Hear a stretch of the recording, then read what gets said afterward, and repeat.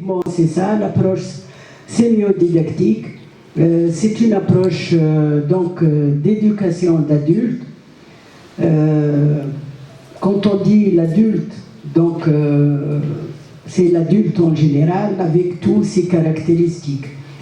L'approche sémiodidactique a fait l'objet d'un projet de recherche collaborative qui consiste à élaborer un partenariat entre les chercheurs, les facilitateurs formateurs et les acteurs de terrain.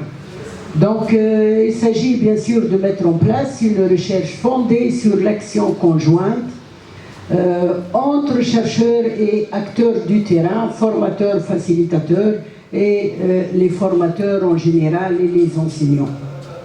C'est bien de parler aussi de la genèse de l'approche sémiodidactique. J'ai vécu une très longue expérience, la FEFJRK, les associations en général. J'étais coordinatrice des projets femmes, formatrice en distillation, et cette expérience de terrain que j'ai voulu lui donner un cadre académique. La problématique, c'était que les femmes elles sont majoritairement faiblement scolarisées, donc comment on peut développer des compétences, quel langage utiliser, et c'est ça l'approche sémiodidactique qui a vu le genèse surtout on a travaillé sur les outils pendant la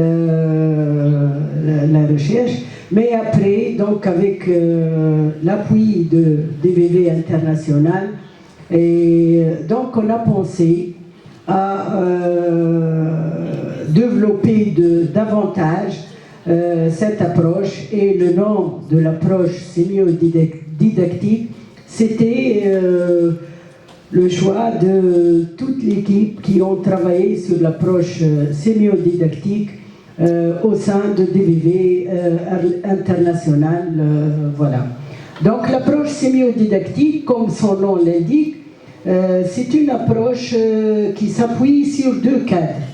Le cadre de la didactique professionnelle et le cadre de la sémiotique. Quand on parle de la didactique professionnelle, la didactique professionnelle, c'est l'analyse de l'activité en vue du développement des compétences. Et c'est pour cela, pour ceux et celles qui ont été avec nous hier, vous avez bien vu qu'on a commencé par une activité pour voir quelles sont les tâches et quelles sont les compétences à développer chez l'apprenant à travers l'activité. On a parlé après sur le principe pour le principe de la distillation, la conservation de la masse. On a vu pour la densité, la transformation de la matière de l'état liquide à l'état gazeux, et puis de l'état gazeux à l'état liquide, ainsi de suite. Mais effectivement, on a fait appel à la sémiotique, en particulier la sémiotique de Charles Sanders Peirce Hassel. La sémiotique de Charles Sanders Peirce, puisque pour lui le signe il est triadique. Donc on a l'objet à étudier, les signes et toujours l'interprétant. Et là je me réfère un peu à l'intervention de Hussein quand on dit la LESBAC, on doit faire l'analyse du contexte. C'est important. Ce contexte à l'échelle macro, c'est en réalité, ce sont les parties prenantes et tout ce qui les caractérise.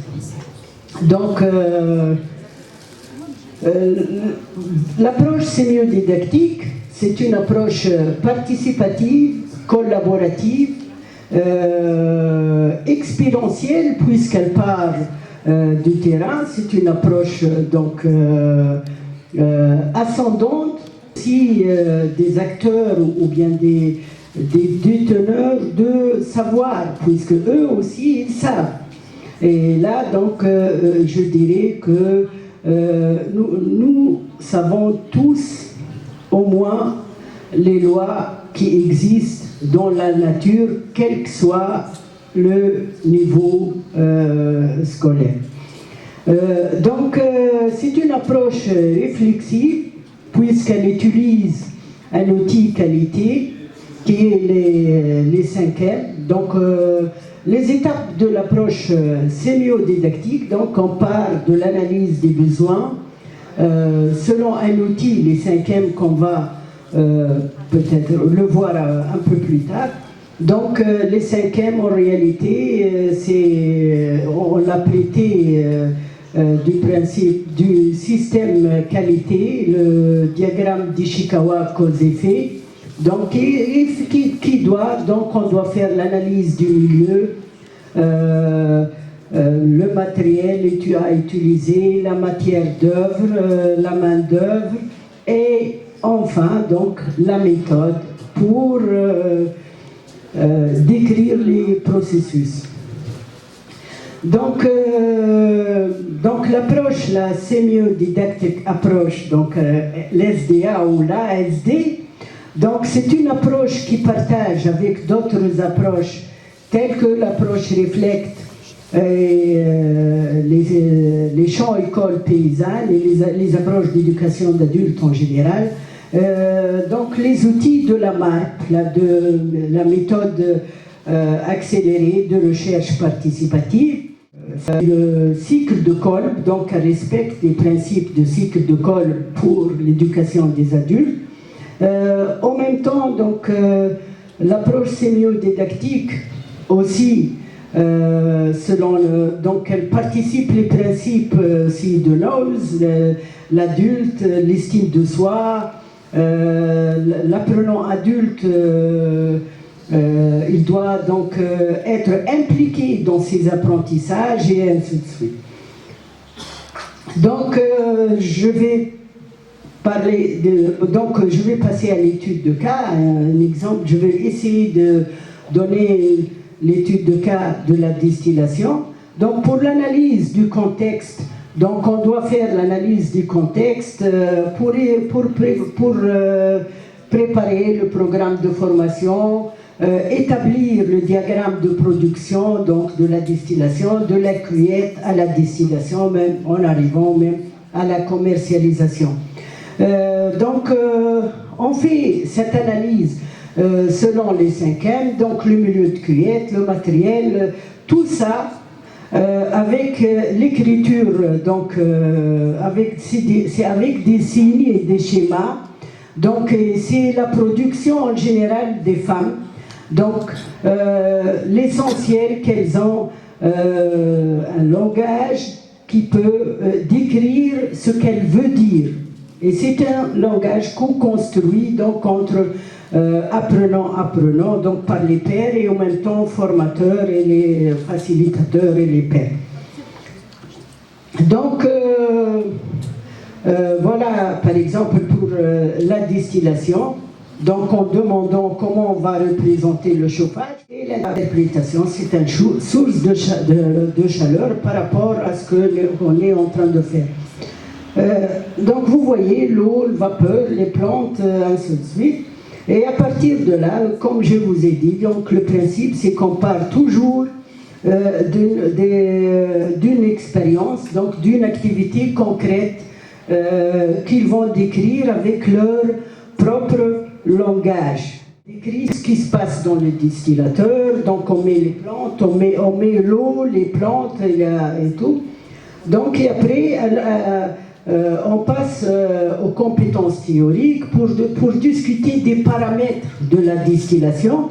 Donc elle va décrire pratiquement elle va plutôt imaginer et décrire ce qui se passe dans le distillateur.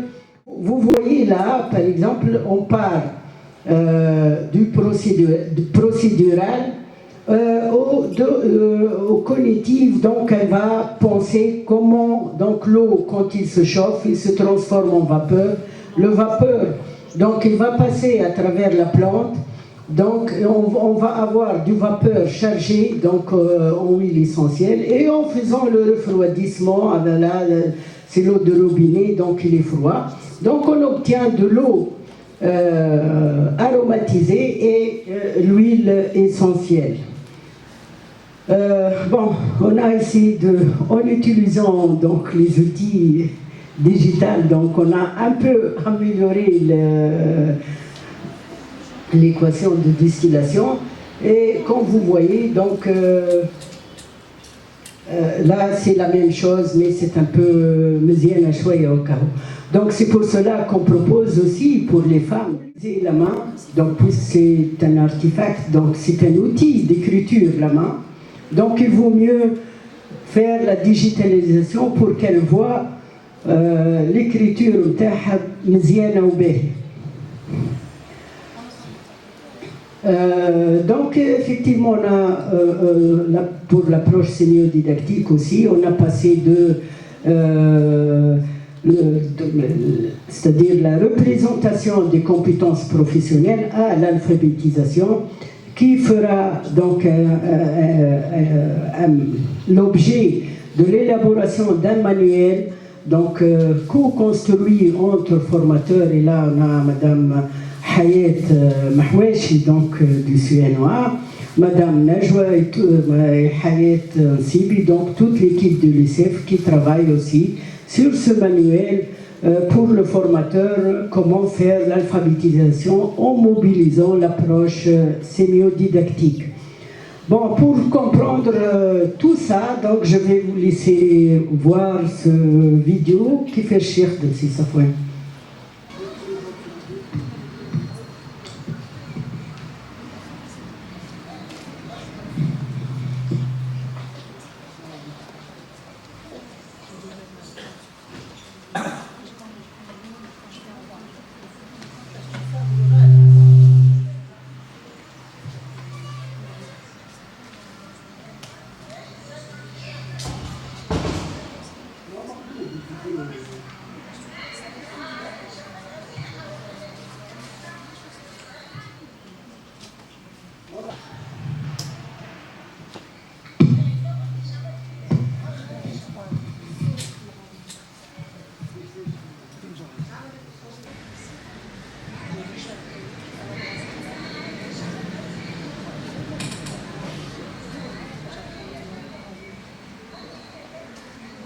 Pour avancer, donc elle schématise, et elle comprend, c'est-à-dire elle décide pour comprendre.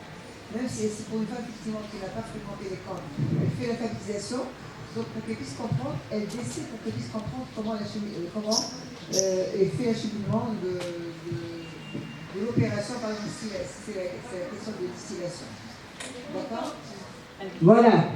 Donc c'est bien, donc on a bien présenté l'approche sémiodidactique. Le secteur de formation professionnelle qui nous a ouvert les portes, où nous avons signé une convention avec le CRPA, nous avons lancé une section de plantes médicinales aromatiques, où nous avons utilisé cette méthode de sémiodidactique. Donc c'était très intéressant, c'était des femmes et des hommes qui ont participé effectivement à faire la distillation.